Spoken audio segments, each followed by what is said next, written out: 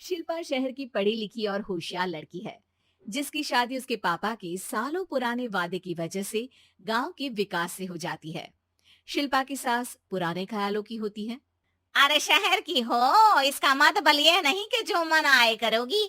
घर के कुछ नियम है जो तुम्हें भी मानने पड़ेंगे। हाँ। मम्मी, मुझे रीति रिवाज से कोई दिक्कत नहीं है, पर ऐसे नियम जिनका कोई मतलब ना बने, वो तो गलत है। हाय, देखो तो। अरे घर आए एक दिन पूरा नहीं हुआ और सास से जुबान लड़ाना भी शुरू। नहीं हो, बहू हो, अपनी हद में रहना सीख लो। हाँ। इतने में विकास भी वहां आ जाता है। माँ, मुझे लगता है शिल्पा को घर रहने की जगह दुकान चलना चाहिए। इसकी नई चीजों की समझ और सोच हमारे बिजनेस के लिए बहुत अच्छी रहेगी। बेटे की बात सुनकर माँ को बहुत गुस्सा आ जाता है। अच्छा। और अभी भी क्या आते ही तेरे तो सुर बदल गए। अगर ये दुकान जाने लगी तो गांव में क्या इज्जत रह जाएगी हमारी है। लोग क्या कहेंगे। ये कहीं नहीं जाएंगे बस। हाँ। माँ के आगे और कुछ बोले बिना विकास वहां से चला जाता है और सास शिल्पा को घर के कामों में लगा देती है। उसी रात विकास और शिल्पा साथ बैठकर बातें कर रहे होते हैं। मम्मी ऐसा क्यों सोचती हैं कि औरतें कुछ नहीं कर सकती, और उन्हें लोगों की इतनी चिंता क्यों है? पापा की डेथ के बाद माँ ने दुकान संभालने की कोशिश की थी, पर लोगों ने उल्टी सीधी बातें सुनाकर उनका आत्मविश्वास इतना गिरा दिया कि वो कुछ कर ही नहीं पाई और सोचने लगी कि शायद औरतें ये सब कर ही नहीं सकती, इसलिए उनसे भी नहीं हुआ। लोगों की यही तो दिक्कत है, उन्हें अपने से ज्यादा दूसरे की जिंदगी में स्वाद आता है। वैसे लोग जिनसे डरते हैं ना, उन्हें ही तोड़ने की कोशिश करते हैं। आप फिक्र मत करो, मम्मी की सोच बदलने का तरीका है मेरे पास।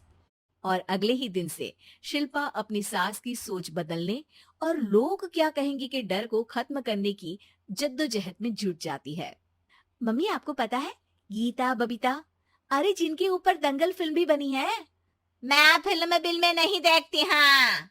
वो हरियाणा की लड़कियां हैं। दोनों रेसलर हैं।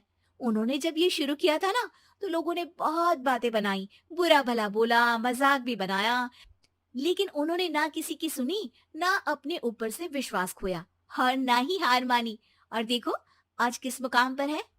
अरे तो ये सब मुझे क्यों सुना रही है। हाँ। नहीं नहीं, बस ऐसे ही, हमें अपने आसपास की खबरें तो रखनी चाहिए ना।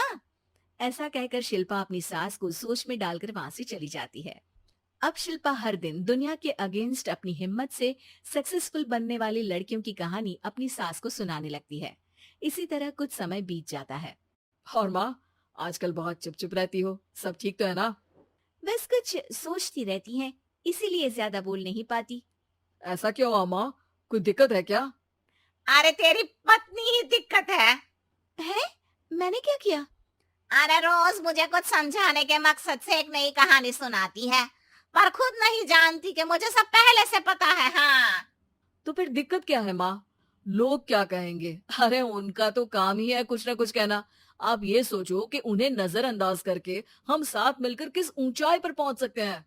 बेटी और बहू की बातों से सोच में पड़ी माँ वहां से चली जाती है। अगली सुबह सबसे पहले तैयार सास आवाज लगाकर बेटी और बहू को बुलाने लगती है। अरे कहाँ सोते पड़े हो दोनों। किसी को घर में कोई काम नहीं है का। हाँ। सास की आवाज सुन शिल्पा भागती हुई कमरे से बाहर निकल आती है, जिसके पीछे विकास भी बाहर आ जाता है। मम्मी, आप इतनी सुबह तैयार होकर कहाँ जा रही हैं? अरे किसी नई शुरुआत से पहले भगवान का आशीर्वाद बनता है या नहीं। मैं सीधा दुकान जाऊंगी, तुम काम निपटा कर आ जाना है। सास की बात सुन शिल्पा और विकास खुशी से फूले नहीं समाते। ये हुई ना मेरी माँ वाली बात।